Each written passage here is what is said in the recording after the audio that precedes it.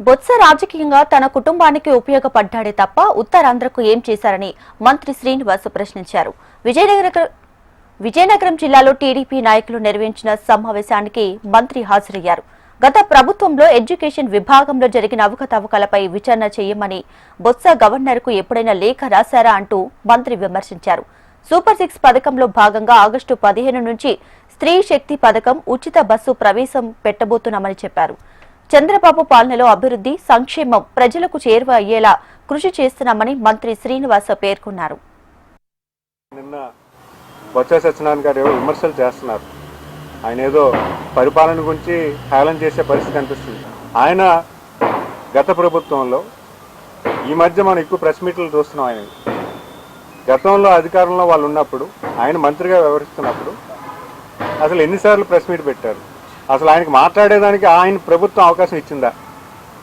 ఎవరో విజయసాయి రెడ్డి వచ్చి ఉత్తరాంధ్ర గురించి మాట్లాడడం విన్నాం, కానీ ఎప్పుడైనా ఈయన వచ్చి మాట్లాడడం విన్నామా?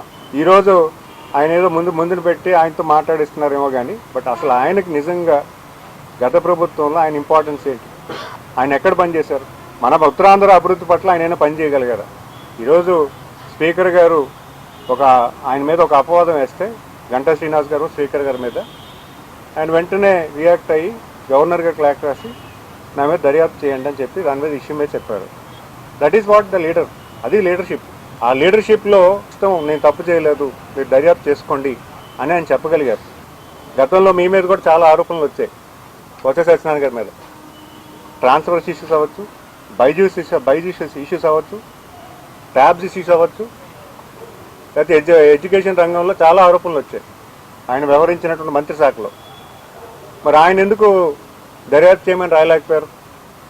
ఈరోజు ఒక అధికారంలో ఉన్నటువంటి నాయకుడు ఒక అపవాదం వస్తే నా మీద దర్యాప్తు చేసుకోమని గవర్నర్ గారికి రాశారు.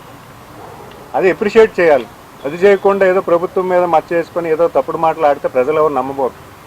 25 నుంచి 30 సంవత్సరాలు ఈ విజయనగరం జిల్లాలో మీరు లీడర్షిప్ చేశారు. మీరు మీ కుటుంబ సభ్యుల్ని నాయకులుగా తయారు చేస్తున్నారు, కానీ విజయనగరం ప్రాంతాన్ని అభివృద్ధి చేయడంలో కూడా మీరు విఫలమయ్యారన్న సంగతి నేను తెలియజేస్తాను.